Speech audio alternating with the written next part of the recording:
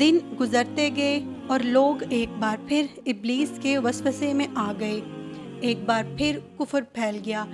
چنانچہ اللہ تعالیٰ نے ان کی ہدایت کے لیے صالح علیہ السلام کو مبعوث فرمایا۔ حضرت صالح علیہ السلام قوم سمود کی طرف پیغمبر بن کر تشریف لائے، جو کہ ایک مشہور قبیلہ تھا۔ حضرت صالح علیہ السلام سمود کے پوتوں میں سے ایک عربی نبی تھے۔ ان کا نسب نامہ اس طرح ہے: صالح بن عبید بن سیاف بن ماشک بن عبید بن حاضر بن سمود بن ارم بن سام بن نوح علیہ السلام۔ صالح علیہ السلام کا تعلق قوم سمود سے تھا اور یہ قوم عاد سے تھی۔ سمود کی قوم نے یمن کو خیر آباد کہا اور جزیرے سے شمال کی طرف منتقل ہو گئے، پھر وہاں ہجر نامی بستی میں جا ٹھہرے۔ قرآن کریم کی سورۃ الحجر اسی بستی کے نام سے موسوم ہے۔ قوم عاد کا تذکرہ سورۃ الحجر کے علاوہ سورۃ الاحقاف اور سورہ ہود میں بھی ہے۔ اللہ تعالیٰ سورۃ الحجر آیت 80 میں فرماتے ہیں: اور ہجر والوں نے بھی رسولوں کو جھٹلایا۔ ہجر قوم سمود کا مرکزی شہر تھا۔ یہ شہر مدینہ منورہ کے شمال مغرب میں 300 کلومیٹر کے فاصلے پر واقع ہے۔ یہ لوگ بھی پہاڑوں کو تراش کر گھر بناتے تھے۔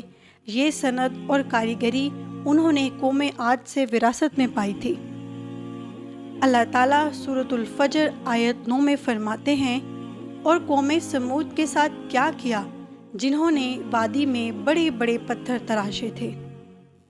یہ لوگ کس طرح پتھر تراش کر گھر بناتے تھے، اللہ تعالیٰ نے اس کا ذکر سورۃ الاعراف آیت 74 میں کیا ہے۔ اس وقت کو یاد کرو جب اللہ تعالیٰ نے تمہیں قوم عاد کے بعد جانشین بنایا، تمہیں زمین پر رہنے کا ٹھکانہ دیا کہ نرم زمین پر محل بناتے ہو اور پہاڑوں کو تراش کر ان میں گھر بناتے ہو۔ سو اللہ کی نعمتوں کو یاد کرو اور زمین میں فساد مت پھیلاؤ۔ یہ آیت ان کی طاقت، جسم کی صلاحیت اور ماہر فن ہونے پر دلیل ہے۔ پہاڑوں کو تراشنا قوم عاد کی عادت تھی۔ یہ بھی چونکہ انہی میں سے تھے، اسی لیے وراثت میں یہ کام انہیں بھی آ گیا تھا۔ جس طرح اللہ تعالیٰ نے عاد کو اپنی نعمتوں سے نوازا تھا، اسی طرح سمود کو بھی ان سے بڑھ کر نعمتیں دی تھی۔ اللہ تعالیٰ صالح علیہ السلام کی زبانی ان سے فرماتے ہیں: اے قوم سمود، کیا تمہیں ان چیزوں میں بے فکری سے رہنے دیا جائے گا، یعنی باغات، چشموں، کھیتوں اور کھجوروں میں جن کا خوشہ ملائم ہے، اور تم پہاڑوں کو تراش کر پرتکلف گھر بناتے ہو؟ پس اللہ سے ڈرو اور میرا کہنا مانو۔ لیکن اس قوم نے ہر طرح سے قوم عاد کی پیروی کی، نصیحت پکڑنے کی بجائے بتوں کی عبادت شروع کر دی۔ اللہ تعالیٰ نے ان کے درمیان صالح علیہ السلام کو مبعوث فرمایا۔ آپ علیہ السلام نبوت ملنے سے پہلے بھی عقل مند اور علم والے تھے، باعزت گھرانے سے تعلق رکھتے تھے۔ اپنے معاملات میں لوگ ان سے مشورہ لیتے تھے، لہٰذا انہیں ایک خاص مقام حاصل تھا۔ لیکن جب آپ نے انہیں ایک اللہ پر ایمان لانے اور اس کے سوا کسی کو عبادت نہ کرنے کی دعوت دی تو وہ آپ کا ساتھ چھوڑ گئے۔ جواب میں کہنے لگے اے صالح، ہم تو تم سے بہت امیدیں لگائے ہوئے تھے۔ مطلب یہ کہ پہلے تو ہمارے نزدیک آپ کا بہت مرتبہ اور مقام تھا، ہمیں آپ سے بہت امیدیں تھی، لیکن آپ نے تو یہ باتیں کہہ کر ہماری ساری امیدوں پر پانی پھیر دیا۔ ان کے اس جواب کے باوجود صالح علیہ السلام انہیں اللہ کی طرف بلاتے رہے اور ان سے کہتے رہے: اے میری قوم، اللہ کی عبادت کرو، اس کے سوا تمہارا کوئی معبود نہیں۔ اے میری قوم، تم نیکی سے پہلے برائی کی جلدی کر رہے ہو۔ اللہ سے معافی کیوں نہیں مانگتے کہ تم پر رحم کیا جائے؟ اللہ سے ڈرو، میری اطاعت کرو، حد سے گزر جانے والے بے باک لوگوں کی اطاعت سے باز آؤ، وہ ملک میں فساد پھیلا رہے ہیں اور اصلاح نہیں کرتے۔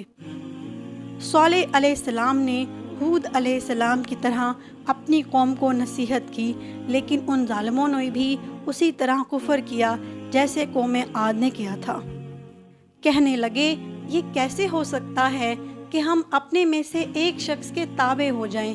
اس اکیلے کی اتنی زیادہ فضیلت کی آخر کیا وجہ ہے؟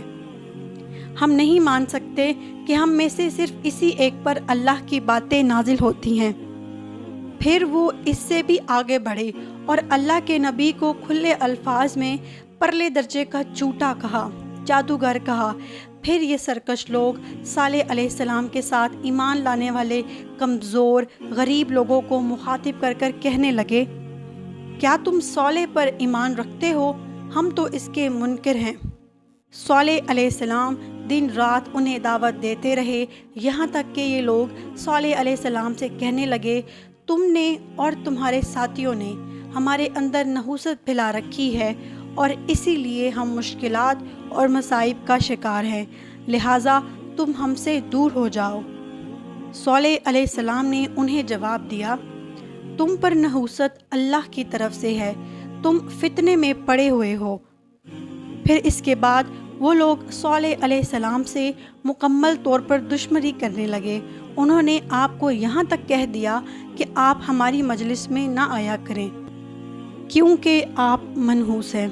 پھر بات یہاں تک پہنچی کہ صالح علیہ السلام نے انہیں اللہ کے عذاب سے ڈرایا اور دھمکایا اور کہا، اے میری قوم کے لوگوں، ذرا بتلاؤ تو اگر میں اپنے رب کی طرف سے کسی مضبوط دلیل پر ہوا اور اس نے مجھے اپنے پاس سے رحمت عطا کی ہو، پھر میں نے اس کی نافرمانی کی، تو کون ہے جو اس کے مقابلے میں میری مدد کرے؟ تم تو میرا نقصان ہی بڑھا رہے ہو۔ یعنی اگر میں حق پر ہوا، اور یقیناً میں حق پر ہوں، اور اللہ تعالیٰ نے مجھے قوت سے بھی نوازا ہے، پھر بھی میں تمہاری باتوں میں آ کر اس کی نافرمانی کروں تو بلا شبہ اس وقت میں گھاٹے میں ہوں گا اور تم بھی خسارہ پانے والوں میں ہوگے۔ اس پر وہ ظالم لوگ مقابلے پر اتر آئے، کہنے لگے، اگر تو سچا ہے تو کوئی معجزہ لے آ، لیکن وہ معجزہ ہماری مرضی کے مطابق ہو، اس صورت میں ہم ضرور ایمان لے آئیں گے۔